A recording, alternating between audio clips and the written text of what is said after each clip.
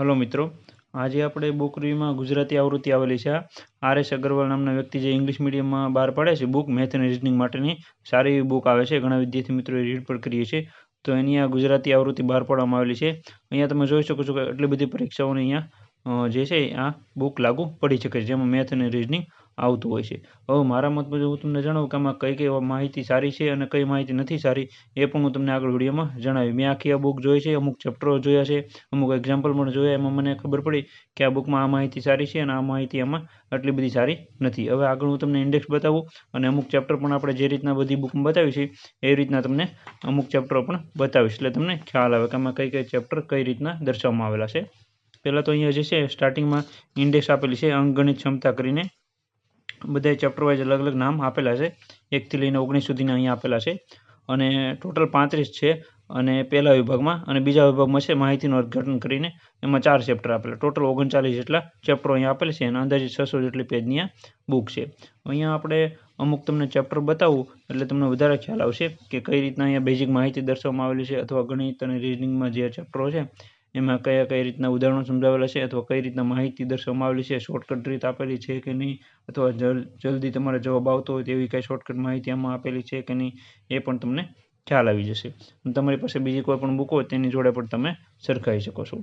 આ એક નવી માર્કેટમાં બુક આવેલી છે અને સારી બુક બધા કહે છે, તો આજે આપણે એનો રિવ્યૂ લાવ્યા છે એટલે હું તમને આગળ વિડીયોમાં જણાવીશ કે માહિતી કેટલી આ બુકમાં કેવી છે. પહેલું ચેપ્ટર સંખ્યા પદ્ધતિ આપેલી છે, એમાં પાયાની સંકલ્પના કરીને એવી રીતના લખેલું છે દરેક ચેપ્ટરમાં કે ટૂંકમાં બેઝિક માહિતી બધી દર્શાવવામાં આવેલી છે. અને તમે જોઈ શકો છો દરેક માહિતી દર્શાવેલી છે, બધી વિભાજનની બધી ચાવીઓ અને એની બધી માહિતી આપેલી છે અને અમુક સાદુરૂપની માહિતી આપેલી છે. અહીંયા આવી રીતના જે છે એ અમુક ઉદાહરણો આપેલા છે, ઉકેલેલા ઉદાહરણો એટલે પ્રેક્ટિસ માટેના પ્રશ્નો ડાયરેક્ટ આપેલા છે. પછી અહીંયા સ્વાધ્યાય કરીને આપેલું છે. તો અહીંયા જે મેં દરેક ચેપ્ટરમાં જોયું તો સ્વાધ્યાય કરીને જે ચેપ્ટર છે અથવા જે એક્ઝામ્પલ એ અત્યાર સુધીમાં જે કેન્દ્રમાં જે પરીક્ષાઓ બધી લેવાયેલી હતી તેના બધાય અહીંયા એક્ઝામ્પલ આપેલા છે. તમે જોઈ શકો છો અલગ અલગ ભરતીઓ જે લેવાય છે કેન્દ્રમાં, એસએસસીની હોય કે પછી આરઆરબીની હોય, જે પણ પરીક્ષા હોય છે એના બધા અહીંયા એક્ઝામ્પલ આપેલા છે અને સારા એવા એક્ઝામ્પલ આપેલા છે દરેક ચેપ્ટરમાં. આ ચેપ્ટરમાં તમે જોઈશું પહેલું ચેપ્ટર છે એમાં 76 જેટલા ઉદાહરણો આપેલા છે અને સ્ટાર્ટિંગમાં ખાલી ઉદાહરણો જ આપેલા છે, પછી એના જવાબ સાથે અહીં સમજૂતી જ્યારે ચેપ્ટર પૂરું થાય ત્યારે આપેલું છે. એટલે સારામાં સારું કહેવાય, તમે અહીંયા એક્ઝામ્પલ જે છે સારા એવી રીતના રીડ કરી શકો છો, ગણી શકો છો અને પછી તમે ઉકેલ સાથે સરખાવી શકો છો તમારો જવાબ સાચો છે કે ખોટો, અને એ પણ અહીંયા આપેલું છે. તમે જોઈ શકો છો કઈ રીતના જવાબ આપેલા છે. એવી રીતના બીજું ચેપ્ટર પણ તમને બતાવું, ગુસ્સા અને લસાની સંખ્યા વિશેની બેઝિક માહિતી અહીંયા આપેલી છે. પછી ઉકેલ થોડાક એટલે ઉદાહરણો આપેલા છે અને પછી એવી રીતના સ્વાધ્યાય આપેલું છે જે જૂની પરીક્ષામાં પૂછાયેલા હતા એના બધા અહીંયા કવર કરવામાં આવે છે. 2023 સુધીના 24 સુધીના પણ આમાં કવર કરેલા છે બધા, અને આવી રીતના અહીંયા ઉદાહરણો આપેલા છે. અહીંયા તમે જોઈ શકો છો કેટલા બધા ચેપ્ટરો બધા દરેકમાં આપેલા છે, સારા બધા એક્ઝામ્પલ આપેલા છે. સાદું રૂપમાં પણ બેઝિક માહિતી બધી આપેલી છે, જે આપણે સૂત્રો કહેવાય છે એની માહિતી આપેલી છે, અમુક ઉદાહરણો આપેલા છે. આવી રીતના આખી બુક બનાવવામાં આવેલી છે. સ્વાધ્યાય માટેના પ્રશ્નો આપેલા છે, તમે જોઈ શકો છો.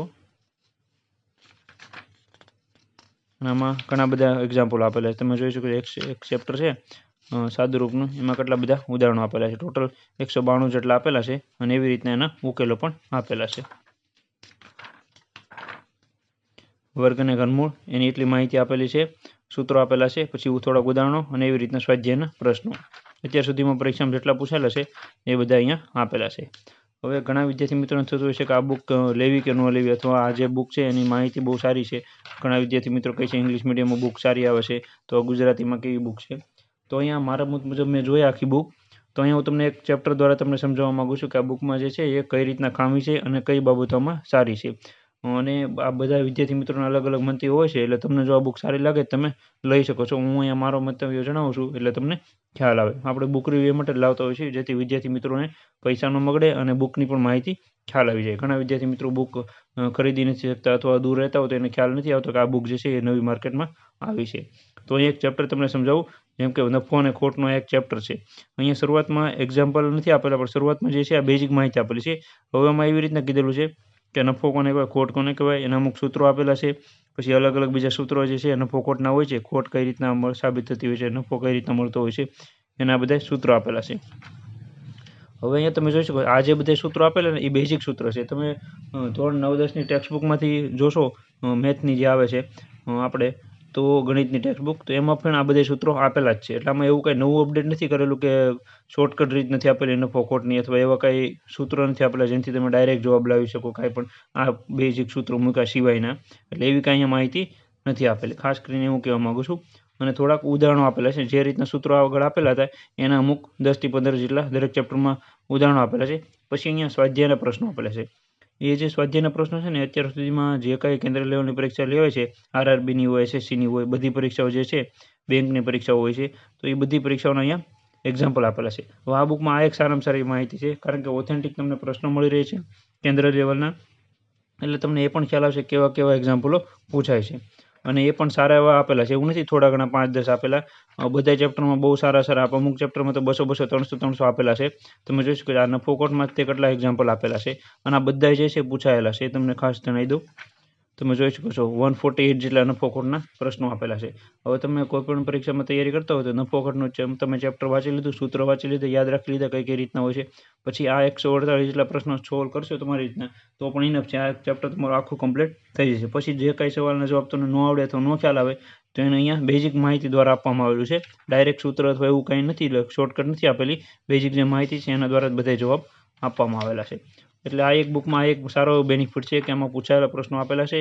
અને એ જે છે આ જ બુકમાં આપેલા છે. બીજી આપણે ગુજરાતની જે બુક હોય છે એમાં આપણે ગુજરાતની પરીક્ષાઓનો હોય છે. આ કેન્દ્રની છે તો કેન્દ્રની પરીક્ષાનો હોય છે. તો પણ આમાં તમને સારું જે છે એ ઉદાહરણ મળી રહે છે. એટલે આ બુકમાં એક આ બેનિફિટ છે.